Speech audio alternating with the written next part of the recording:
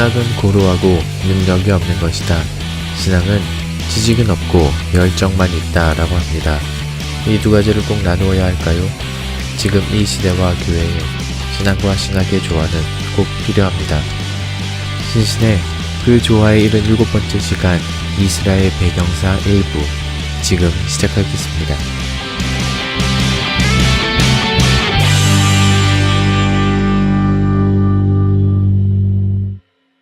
네, 저희 신신의 또 이번 시간에 한번 해보도록 하겠습니다. 오늘 시간에는 함께 해주시는 박대순 목사님 안녕하세요. 예, 안녕하세요. 자주 뵙습니다. 예, 그러게요.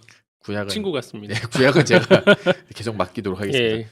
예, 오늘 같이 함께 나눠볼 거는 뭐 거창하게 표현하면 이런 건가요? 뭐 성서 배경사? 예, 예, 뭐 예. 이런 거겠죠? 예, 그러니까 신앙 말고 좀 구약 중심으로 구약 중심으로요. 예, 뭐라 그럴까? 그 배경, 좀 생활 예. 습관이나 환경 뭐 이런 것들을 이거 알면은 예. 좋은 점은 뭐예요? 성경에서 평소에 보이지 않았던 구절들이 눈에 들어온다. 그런 거다. 예, 그러니까 이제 보통 성경을 읽으면 이렇게 네. 힘이 되고 음. 위로가 되고 어떤 하나님의 사랑을 느낄 수 있는 그런 네. 구절들 위주로 읽게 되잖아요. 그렇죠. 뭐 묵상하게 된다거나 뭐 묵상을 큐티를 하게 한다고 된다거나. 하면. 근데 이제 이런 배경 상황을 알게 되면 일반 사람들의 그냥 일반 삶을 성경에서 이렇게 찾아낼 수 있다고 말씀드릴 수 있겠습니다. 그러면은 예. 일반 사람들을 우리가 알므로 인해서 좀 얻어지는 유익은 그러니까 뭐가 있을까요? 이제 이 구약 성경에 나오는 사람, 뭐 신약 성경도 그렇겠지만 사람들이 항상 기도하며 찬양하며 그렇게 사는 사람들은 아니었거든요. 그러니까 우리랑 그렇죠. 똑같이 사는 거죠, 그냥. 음. 뭐 농사짓고 양도 네. 치고. 근데 그런 가운데 하나님을 만난 거거든요. 네. 그러니까 일상 생활 속에서 하나님을 만난 거기 때문에 네. 그러니까 우리가 그냥 지금 사는 거랑 별로 다르지 않구나. 예, 저 사람들도 뭐 수천 년 전 사람들이긴 하지만 결국 사람 사는 건 똑같다. 그러니까 동질감을 느낄 수 있고요. 그리고 또 그렇기 때문에 하나님을 믿는다는 게 더 가슴에 와닿을 수 있는 거죠. 뭐 특별한 사람만이 저런 신앙을 가지고 있다. 뭐 이런 예. 게 아니라, 그러니까 예. 우상시 된다거나 영웅화 된다. 거기를 좀 뭐라 그럴까? 그 진입장벽으로 좀 낮출 수도 있을 것 같네요. 예를 예. 들어서 뭐 아브라함이 특출나게 뽑힌 사람이라서 예. 아니면은 뭐 현실과 동떨어져서 어느 뭐 신선같이 살았던 예. 사람이 아니라 똑같이 삶의 자리가 있었고 예. 거기서 그냥 뭐 그러니까 한 자연인으로서 하나님을 믿었다. 뭐 만약 우리나라 역사를 본다고 하면 네. 뭐 조선왕조실록 우리가 이렇게 보면 뭐 태조, 세종 뭐 이런 식으로 왕 위주의 역사 드라마가 네네네. 있고요. 그냥 일반 백성들의 이야기가 있잖아요. 네. 그러니까 일반 백성들의 드라마를 볼 수 있다. 예, 그러니까 그 속에서 살아가는 사람들 이야기. 그러니까 주인공이 왕이 아니라 그냥 네. 사람들인 거죠. 예. 훨씬 우리랑 가까운 거죠. 그렇겠네요. 예, 왕은 좀 거리감이 있잖아요. 그렇죠. 거리감도 있고 먹는 것도 다르고 그러니까 살았던 장소도 성경에서 좋은 우리가 인물을 보면 뭐 아브라함, 모세 뭐 이렇게 항상 보게 되잖아요. 다르고. 네.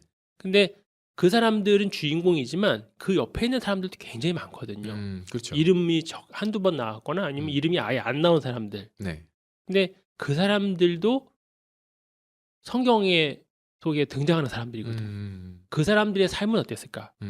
예, 그거를 알게 되면 성경이 어느 구절 하나하나 이렇게 허투루 넘길 수 있는 것이었고 또 그 사이에서 그 하나님에 대한 그런 신앙 네. 또 일반 사람들이 일반 삶을 살면서 느꼈던 또 고단함이라든가 즐거움이라든가 그런 것을 찾아낼 수 있는 거죠. 그러니까 성경을 지금 이렇게 보면 약간 건너뛰듯이 읽게 네네네. 되잖아요. 그냥 어떤 찬찬히. 사건이나 이런 예. 걸로만 이렇게 좀 읽게 되는데 예, 예. 그러니까 성경을 좀 더 폭넓게 또 때로는 좀 깊게 이렇게 좀 예. 묵상할 수 있는 예. 좋은 뭐 도구 이렇게 될 수가 예. 있겠네요. 한번 좀 그래서 좀 봤으면 좋겠습니다. 아마 그런 것들이 있을 것 같아요. 뭐 예. 문화라든지 관습, 환경, 예. 그리고 가정, 예. 뭐 지형 이런 예. 것들이 아마 좀 될 텐데 하나씩 조금씩 이제 좀 한번 알아보도록 하겠습니다. 예, 예. 가장 먼저는 그럼 뭘 알아보면은 좀 좋을까요? 이제 고대 이스라엘 용어를 한번 짚고 넘어가면요. 고대 이스라엘이라고 보통 얘기를 하거든요. 네. 근데 이제 고대 이스라엘이라고 용어는 보통 이제 구약 성경 배경에서 고대 이스라엘이라고 그래요. 네. 이제 예수님 당시에는 이스라엘이라는 말을 안 쓰고 이제 유대라는 말을 썼으니까 그래서 고대 이스라엘이라는 말이 나오면 아 구약 성경 배경으로 이렇게 있구나. 그러면은 하는 것을 생각하시면 창세기부터 말라기까지 있는 창세기부터 사람들을 말라기를 말하는 보통 이제 고대 이스라엘. 고대 이스라엘. 예.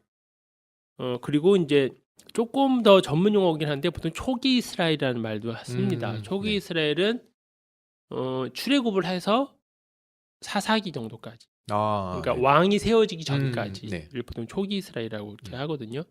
근데 그러면 이제 고대 이스라엘 사람들, 그러니까 창세기부터 사사기 등장하는 그 사람들이 어떤 사회였느냐를 논의를 많이 하는데 크게 두 가지로 봐요. 한쪽에서는 이제 유목민 사회였다라고 학자들이 보고 한쪽에서는 농업 사회였다라고.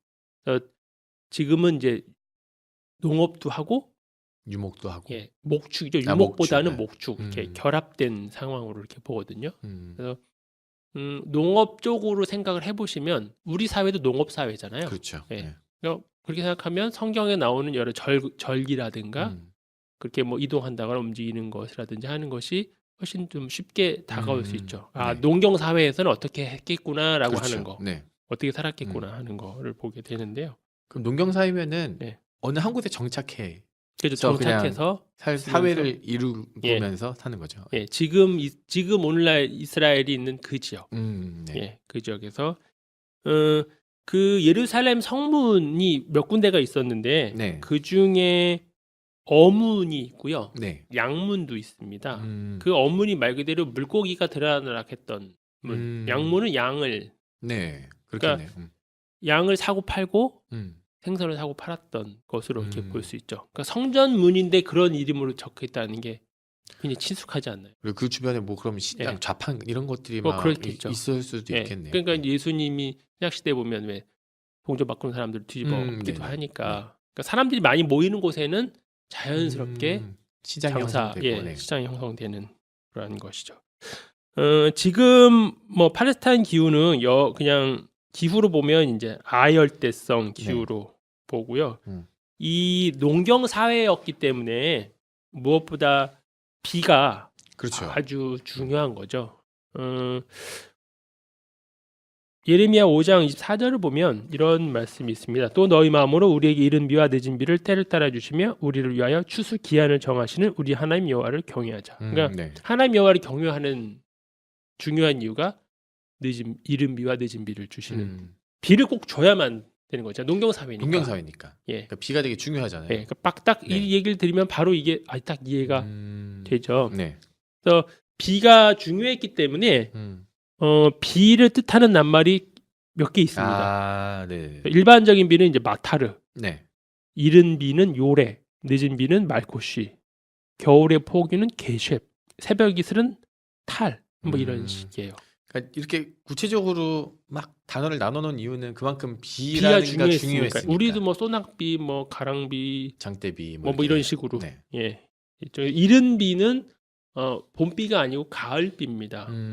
그리고 이제 늦은 비가 봄비예요. 아마 그 왜 성경에 이른 비와 늦은 비 이런 거 자주 등장하잖아요. 예, 그 이유가 농경 사회에서 비가 당시에는 필수, 제일 중요했으니까요. 치수가 그 당시에는 예. 좀 중요했잖아요. 그리고 이제 우리는 이게 이제 봄부터 겨울까지가 한 해인데 네. 여기는 이제 가을로부터 시작되거든요. 그러니까 이른 비가 가을비가 되는 거예요. 봄비가 아니에요. 예. 그리고 하루의 시작도 우리는 아침부터 밤인데 여기는 해가 질 때가 하루의 시작이라서 그런 면에서 좀 다르긴 합니다. 그러니까 당시 상황으로 좀 보자면 지금은 저희가 막 이렇게 물길을 막거나 물길을 어떻게 뚫어가지고 이렇게 물을 잘 공급시킬 수 있겠지만 당시로서 물을 가장 많이 그리고 농업을 위해 필요한 양을 얻을 수 있는 방법은 그렇죠. 비가 절대적이었던 거죠. 네. 그래서 이스라엘이 그 초기 이스라엘 아까 말씀드린 초기 이스라엘 사람들이 정착하는 그 지역에는 그 거기가 이렇게 막 산 쪽이기 때문에 비가 많이 그러니까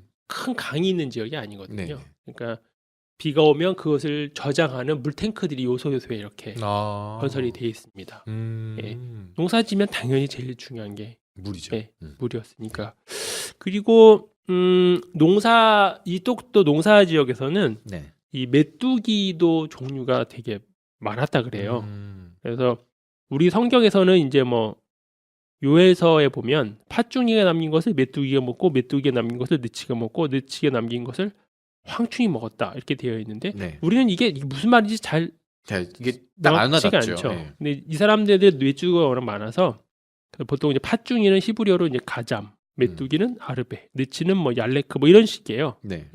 한 수십 개의 종류가 있었다. 아, 그럼 이게 다 메뚜기인 거예요? 예, 메뚜기 팥중이 종류예요. 뭐 이렇게 예. 느치 이런 게 예. 메뚜기라고 그냥 메뚜기의 보면. 종류. 근데 아. 우리는 그런 메뚜기가 없으니까 음. 그냥 이렇게 해석을 할 수밖에 없는 이런 걸 거죠. 보면 무슨 벌레가 먹고 메뚜기는 예. 아니까 메뚜기 먹고 그다음에 예. 뭐 다른 게 먹었나 보다 이렇게 생각하는데 예, 그만큼 메뚜기가 한번 창궐하면은 예, 굉장히 재난처럼 재난이 수준이었던 되는 거죠. 거죠. 예, 완전히 재난이 되고 그리고 게셀 달력이라는 것이 발굴이 됩니다. 이게 네. 기원전 한 10세기 정도인데 10세기면 이제 다윗 솔로몬 왕 시대인데요. 네. 크기는 작아요. 뭐 한 10cm 정도밖에 안 되는데 음. 여기에 뭐가 적혀 있냐면 뭐 그의 두 달은 올리브 추수를 위함이고 그의 두 달은 곡물을 심기 위함이고 그의 두 달은 뭐 첫 늦은 곡식을 심기 위함이고 이런 식으로 이렇게 달력 형식으로 글이 쭉 돼 있습니다. 네. 그러니까 이걸 보면 어떤 달에 뭐 수술을 하고 어떤 달에 아. 축제를 하고 어떤 달에는 포도나무를 뭐 이렇게 하는 것이 절기가 있다는 거죠. 이렇게 딱. 네. 우리도 왜 24절기가 있잖아요. 그렇죠. 농경에 따라서 움직이는 거잖아요. 네. 그것과 똑같이 농경 시대의 이스라엘 사람들의 삶이 계절에 따라서 그거에 맞춰서 살았다는 것을 우리가 예, 보게 됩니다. 농경 사회를 똑같이 이렇게 뭐 농사 지은 거잖아요. 예. 농사 지으면서 하루하루를 보내면서 뭐라 그럴까? 기도만 하면서 하루를 보낸 게 아니잖아요. 예, 그냥 산 그죠? 거죠. 그냥 뭐. 사는 예, 거잖아요. 예, 그러면서 얻는 좀 격려 예. 혹은 위로라면은 그러니까 특별한 사회가 아니었다라는 거죠. 그렇죠. 이스라엘은. 그러니까 예, 어떤 지역에 있는 다른 사람들과 완전히 구별돼서 예. 마치 신선 노름했던 사람들이 예. 아니라는 거. 그렇죠. 그러니까 뭐 좀 힘들다 기도하면 하나님이 짠 나타나가지고 음. 샥샥 그렇죠. 응답해주시고 그런 사회가 아니. 지금이랑 우리랑 크게 다를 바는 없는 거예요. 똑같이 예. 땀 흘려서 땅을 개간했어야 됐고 똑같이 그 안에서 좀 어려움이 있을 수도 예. 있었을 것이고. 그러니까 뭐 아브라함도 되게 오래 살았잖아요. 100년 그렇죠. 예. 이상은 살았는데 아브라함이 하나님을 만나는 장면은 물론 성경에서보다는 더 있겠지만 네. 아주 많지는 않거든요. 몇 네. 번밖에 없거든요. 그러니까 그럼 그 사이에는 뭐 했겠냐? 아브라함 맨날 기도만 했겠냐? 그게 아니라 그냥 사는 거죠. 뭐. 예. 살고 그냥 양치고 뭐 예, 목축이면 양치고 예, 땅 개간하고 예. 추수하고 예. 땀 흘리고. 힘들다. 뭐 이런. 그렇죠. 아유, 오늘 추수해야 되는데 그렇죠. 언제 하지? 막 이런 고민했을 거고. 비가 안 오지? 뭐 이러면서. 기도해야 되나? 뭐 이런. 건축 자재를 학자들이 보는데 네. 이 이제 보통 건축 자재는 그 지역에서 가장 흔한 걸로 하거든요. 네. 그러니까 가장 흔한 게 나무나 갈대나 진흙 같은 거 이겨서 이렇게 하고 이제 좀 있는 사람들은 네. 돌을 쓰는데 이제 다듬은 돌을 쓰는 거죠. 돌을 다듬는 거예요? 그렇죠. 돈이 있으니까. 없는 아, 사람들은 뭐. 자연석을 갖다 놓고 뭐 석공을 사가지고 그렇죠. 쓰는 거고. 임금을 주고. 예, 그러니까 잘 이렇게 정리가 지금 유물을 이렇게 발굴해 보면 잘 다듬은 돌은 된 것은 규모가 좀 큰 거죠. 그리고 그렇지 않은 것은 이제 작은 건데요. 근데 그리고 이제 목재는 뭐 아카시아, 상수리나무 이런 것들이 쭉 있습니다. 그래서 다윗이 이제 네. 예루살렘 성전을 짓기 전에 이런 말을 해요.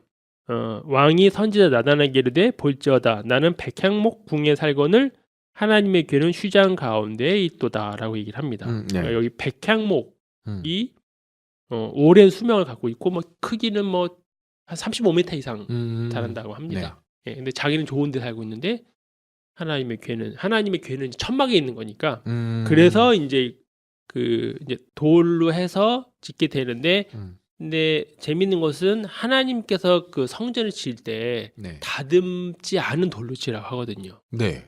좀 특이한 그런 거죠. 그럼 다듬지 않는 돌은 뭐예요? 그냥 뚝 떼가지고 자연석을 하는데. 가지고 최대한 자연석을 이용해라. 예. 노동력을 많이 들이지 말고. 그게 그런- 되나요? 잘 예를 들어서 그냥 네. 지금 산에 가가지고 네. 산에 가보면은 그냥 굴러다니는 돌이 있잖아요. 예. 그런 돌 모아가지고 예. 차곡차곡 쌓아서 지으라는 거예요? 그렇죠. 예. 음. 최대한 하여간 그 노동력을 덜 들여라. 야, 아니, 그럼 삐까뻔쩍하게 하지 말고 아니, 다른 것처럼 중간중간 그 구멍 숭숭 뚫리는 거는 어떻게 할까? 그냥 그런 생각이 좀 드네요. 뭐 그 정도는 이렇게 해서. 근데 이게 솔로몬 시대에 그 지었던 그 성전이 예루살렘 네. 성전이 지금 흔적이 없어요. 네. 그래서 정확히 어떻게 돼 음. 있는지는 이제 모르는 거죠. 음. 예. 다듬은 돌이라고 하면 이렇게 뭐 다듬었을 거 아니에요. 돌을 이렇게 그렇죠. 빤빤하게 빤빤하게. 해가지고 예. 이렇게 그러면은 그게 쉬웠나요? 그러니까 지금도 왜 예. 석궁은 어렵잖아요. 어렵죠. 이게 막 예. 그 그라인더 같은 거로 예. 막 어려우니까 갈고 이래야 이제 되는데. 돈이 없는 사람들은 음. 자연석으로 흙으로. 야, 돌을 하는 어떻게 거고. 깎았을까? 이때 철이 있었나요? 아, 그 이제 왕 시대, 그러니까 다윗과 솔로몬 시대는 보통 이제 철기로 봅니다. 음. 그러니까 그 전은 네. 청동기 말기고요. 아, 네. 요때는 철기 초기예요. 일기라고 하거든요. 그때부터는 이제 철이 있었고, 그래서 그 사무엘서에 보면 그 블레셋 사람 이스라엘 사람들이 그 쟁기를 벼리러 블레셋으로 가거든요. 네. 그러니까 이스라엘은 철기가 아직 발달이 안 된 거죠. 대장간도 없는 거고. 네네네. 예. 그래서 그런 농사 지을 때 쓰는 그런 쟁기를 농기구를 철을 만들려면 블레셋에 가서 만들어 놓은 상황이었거든요. 성경에 그대로 나와 있죠. 그게 뭐 예. 재련 기술이라 그러나? 그 그게 재능이 떨어지니까. 음. 그래서 그 다윗이나 이런 사울이 골리앗과 싸울 때 보면 그 요나단, 사울 이런 사람들만 제대로 된 병기가 있었고 나머지 사람들은 없는 거죠. 아마 나무나 돌을 가지고. 그러니까 다윗도 돌팔매질을 한 거죠. 예, 그게 무기가 발달되지 않은 거죠. 청동기 아직도 머물러 네네. 있는 거예요. 블레셋은 아. 철기가 이미 발달돼 그럼 있고. 블레셋 자체랑 군사력으로 봤을 때는 상대가 상대가 안 안 되는 되죠. 거죠. 왜냐면 철기를 갖고 있었고. 예, 그래서 사무엘서에 보면 그 다 게릴라 형식으로 게릴라 전략을 펼쳐요. 치고 빠지고 네. 치고 빠지고 이런 식으로. 아주 붙어서는 절대 이길 수가 없는 거죠. 그렇구나. 전면전을 하면은 이길 상대가 상대가 안 안 됩니다. 되니까. 그러니까 그 무기가 이미 한쪽은 철인데. 예. 그런 거 그럴 수도 있겠구나. 예. 이제 벽돌을 또 구워서 이렇게 하잖아요. 네. 근데 벽돌을 굽는 것도 그 엄청 발달된 기술이거든요. 그렇죠. 근데 이 초기 이스라엘 지역에서는 벽돌을 굽는 시설이 발견이 안 됐습니다. 네. 그러니까 그만큼 이제 문명적으로 보면 이제 좀 낙후된 거죠. 그러면은 굽는 기술은 없어서 이렇게 그냥 이렇게 굳혀서 아니면 그냥 이렇게 뭐 진흙으로 상태에서 예. 붙이니까 그게 예. 나중에 저절로 굳게만. 예, 그렇게. 참. 그다음에 보통 집을 네. 이제 방이 뭐 4개짜리 보통 얘기하거든요. 음. 근데 뭐 이스라엘 사람들만 딱 4개만 있는 것이 아니라 네. 그 당시에 그 근방에 살았던 사람들은 그런 형식의 집을 방 4개짜리를 가지고 있는 그런 집을 가지고 있습니다. 그래서 그냥 2층 집인데 어떻게 보면 2층 집이라고 보면 되겠어요. 2층 집이요. 1층은 보통 이제 가축들 우리가 있고 네.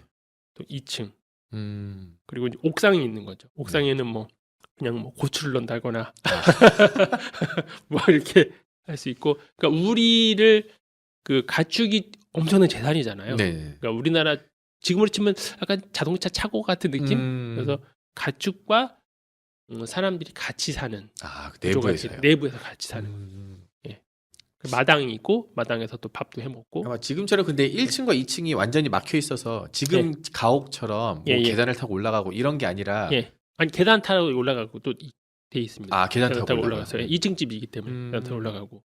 그것이 이제 뭐 지금 발굴된 걸 가지고 학자들이 최대한 이제 그림을 이제 그려보면 그냥 2층 집 정도라고 보시면 되겠어요. 1층에는 보통 가축이 있고 살고 한쪽에는 뭐 또 그냥 방도 있고 그 위에는 사람들이 그래서 살고. 계단으로 올라가서 2층에 사람들이 거주할 수 있는. 거주할 수 있고요. 그 바닥에서는 아이들이 뛰어놀고 뭐 이렇게. 나름 또 튼튼했나 봐요. 그러니까 창도 좀 작게 만들고 창은 이제 이 춥잖아요. 밤이 되면. 네. 그러니까 창은 좀 작게 만들기도 하고 또 외부에서 어떤 침입을 막기 위해서 창은 좀 작게 만들. 그럼 집을 이렇게 지었다라는 거는 유목 생활은 아니었다라는 거네요. 예. 그렇죠? 그러니까 이 초기 이스라엘 사람들을 그래서 이제 출애굽을 해서 네. 이렇게 가나안 땅에 정착을 하잖아요. 네. 그리고 창세기도 보면 뭐 양을 치러 움직인다든가 네. 뭐 그런 얘기를 하거든요. 그래서 초기에는 이제 이 사람들이 유목 생활을 했다 하다가 나중에 정착한 걸로 그렇게 얘기를 많이 했어요. 그렇겠네요. 그게 또 그 진화론 네. 네, 영향을 또 많이 받았거든요. 음. 문화인류학이 원래 그런 거잖아요. 유목 네. 채집, 유목, 예, 그렇죠. 정착 이런 식이었으니까 그대로 적용을 했는데 지금은 그렇게 보지는 않고요.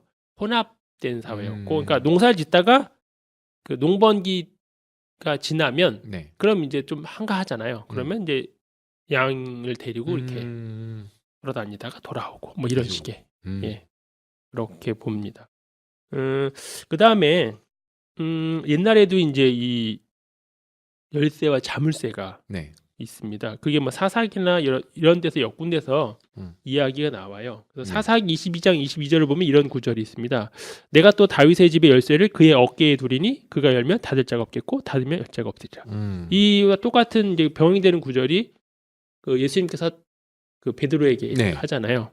근데 여기에 보면 집의 열쇠를 그의 어깨에 둔다고 해요. 네. 그럼 우리는 이제 이걸 어떻게 이해하냐면 그렇지 그 집을 여는 역할을 그 어떤 책임감을 무겁게 어깨에 쥐어주는 것이다라고 하겠지만 원래는 그 뜻이 아니고요. 당시에는 이 열쇠가 워낙 컸어요. 열쇠 자체가 열쇠 컸다. 자체가 커서 네. 왜냐면 이게 철이 아니고 나무나 이런 걸 됐었으니까 그래서 실제로 어깨에 메고 다녀야 될 정도입니다. 그래요. 예. 그래서 이 말이 글자 그대로예요. 그러니까 어깨에 메고 다닌다. 어깨에 메고 다녀야 되는 겁니다. 열쇠를 주머니에 넣고 다니는 게 아니라 그 왜 옛날에 예. 그 사극 같은 거 보면은 이렇게 큰 물을 닫고 예. 위에 뭘 큰 각구목이라 그래야 되나? 예. 그 강목 같은 걸 예. 덮거나 혹은 옆에서 밀거나 이런 게 예. 있었는데 그런 식의 열쇠가 열쇠 형식으로 돼 있습니다. 예, 학자들이 이렇게 그림을 발굴한 걸 그림을 보면 지금 그러니까 옛날 열쇠 형식인데 크기가 20cm, 30cm 이렇게 크죠. 예. 갖고 다니려면 힘들었겠네요. 그러니까 어깨에 메고 다니는. 혹시 가축을 두고 와야 될 수도 있으니까 열쇠는 꼭 있어야 되겠네요. 너무 크다. 예. 그리고 뭐 또 화로가 있다는 것도 있죠. 예. 그러니까 그 난방을 위해서 겨울에나 밤엔 추우니까요. 네. 그래서 예레미야서에 보면 그때는 9째 달이라 왕이 겨울 궁전에 앉았고 그 앞에는 불 피운 화로가 있더라라는 말씀이 있습니다. 그러니까 겨울 궁전이 따로 있는 건데 왕은 따로 화로를 둔 거죠. 추우니까. 예. 그러면 일반 사람들은 뭐 이 정도까지 아니었을 수도 있죠. 화로가 좀 작거나 뭐 아니면 따로 화로를 둘 수 없을 정도 뭐 그렇게도 볼 수 있겠습니다. 그렇겠네요. 예. 아유, 참. 그다음에 이제 이 가족 구성이 어떻게 돼 있을 것인가 하는 궁금증을 보는데 그 열쇠로 보는 굴절이 여호수아서 7장에 있습니다. 네. 여기에 보면 이제 아간이라고 하는 사람이 죄를 짓잖아요. 그렇죠. 하나님께 바쳐야 될 걸 유명한, 가졌으니까 그때에 너희는 아침에 너희의 지파대로 가까이 나오라. 여호와께 뽑히는 그 지파는 그 족속대로 가까이 나올 것이요 여호와께서 뽑히는 족속은 가족대로 가까이 나올 것이요 여호와께 뽑히는 가족은 그 남자들이 가까이 나올 것이다. 나오는 여기 보면 지파, 족속, 가족, 개인 이렇게 돼 있어요. 네. 그래서 그러니까 이제 남자가 있고 그 사람의 가족을 이루죠. 네. 그러면 그 가족을 이루고 그 가족끼리 모여서 족속이 되고요. 네.